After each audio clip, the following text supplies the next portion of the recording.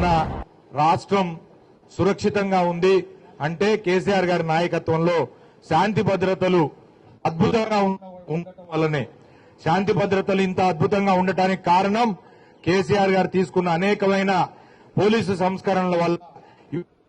ఈ 9 సంవత్సరాల్లో ఎక్కడా తెలంగాణలో ఒక చిన్న సమస్య కూడా శాంతి భద్రత సమస్య లేదు. అట్లా మరి నుంచి ఒక ప్రణాళికాబద్దంగా పోలీసుని ఫ్రెండ్లీ పోలీసు వైపు నడిపి, అలాగే అటువైపు నేరాలను నియంత్రించడంలో కూడా కీలక పాత్ర పోషిస్తూ గుడుంబాన్ని నిరోధించి అరాచక శక్తుల యొక్క పీచమణిచి ఇవాళ రాష్ట్రంలో గొప్పగా శాంతి భద్రతలు నెలకొల్పని. ఈ 9 సంవత్సరాలు హైదరాబాద్ లో చిన్నపాటి సంఘటన కూడా జరగలేదు. మరి మనందరికీ తెలుసు, పోలీసులు పగలనక రాత్రనక మరి వాళ్ళు చేసే సేవలు మనందరం కూడా గుర్తుపెట్టుకోవాల్సిన అవసరం ఉంది. వాళ్ళ యొక్క కాంట్రిబ్యూషన్ వల్ల, వాళ్ళ యొక్క సేవల వల్ల మనం అందరం సురక్షితంగా ఉన్నాం. ఎక్కడైతే సరిహద్దుల్లో సైనికులు కాపలా కాస్తారో అట్లనే మనకి ఇక్కడ రాష్ట్రంలో పోలీసులు కాపలా కాయటం వల్ల ఇవాళ మనం అందరం కూడా సురక్షితంగా ఉన్నాం.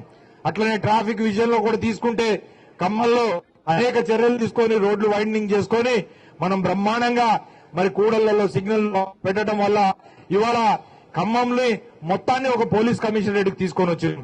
పోలీస్ కమిషనరేట్ శాంక్షన్ చేయడంలో కూడా ఆ రోజు మన ఖమ్మం విస్మరించబడితే నేను శాసనసభ్యుడిగా ఉండి అసెంబ్లీ రిక్వెస్ట్ చేస్తే నువ్వు లేచి అడుగు నేను శాంక్షన్ చేస్తా అంటే నేను లేచి అడిగంగానే పోలీస్ శాంక్షన్ చేసి ఇవాళ ఒక కొత్త పోలీస్ కమిషనరేట్ కార్యాలయాన్ని కూడా ఇనాగరేట్ చేసుకుని అదనపు సిబ్బందిని తెచ్చుకున్నాం.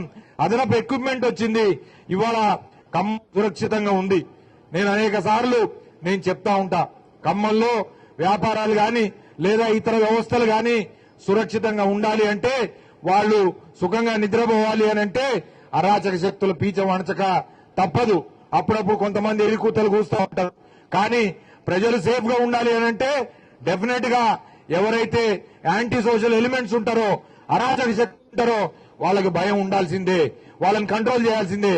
లేకపోతే ఎక్స్టార్షన్, మనీ డిమాండ్ చేసేవాళ్ళు, కిడ్నాపులు చేసేవాళ్ళు, గంజాయిలు మోసేవాళ్ళు, వీళ్ళందరికీ కూడా భయం ఎక్కడి నుంచి వస్తుందో ఒక్కసారి ఆలోచన చేయాలా. మనం సామాన్య ప్రజల్ని పోలీసులు ఎక్కడా కూడా ఇబ్బంది పెట్టరు. ఇవాళ ఏ పోలీస్ చేతిలో కూడా కనీసం లాఠీ కనపడదు. మన తెలంగాణ ప్రభుత్వం వచ్చిన తర్వాతనే లాఠీ స్థానంలో మరి దండం వచ్చింది. పోలీసులు దండం పెట్టి మరి ఇవాళ ప్రజలతో మాట్లాడే పరిస్థితి తీసుకొని రావడం జరిగింది. ఇలాంటి కార్యక్రమాలన్నింటినీ అద్భుతంగా నిర్వహిస్తూ రాబోయే రోజుల్లో కూడా మన పోలీస్ కమిషనర్ విష్ణు వారియర్ గారి నాయకత్వంలో తప్పకుండా ఈ జిల్లాలో శాంతి భద్రతలు అద్భుతంగా ఉంటాయి. కేసీఆర్ గారి నాయకత్వంలో మరి తెలంగాణ రాష్ట్రం సురక్షితంగా ఉంటది. కాబట్టి ఈ రోజు మీరందరూ మరి తెలంగాణ మన సురక్షా దివస్ లో పాల్గొని విజయవంతం చేసినందుకు మీ అందరికి కూడా శుభాకాంక్షలు తెలియజేసుకుంటూ సెలవు తీసుకుంటా ఉన్నా. జై తెలంగాణ. కేసీఆర్ గారి నాయకత్వం.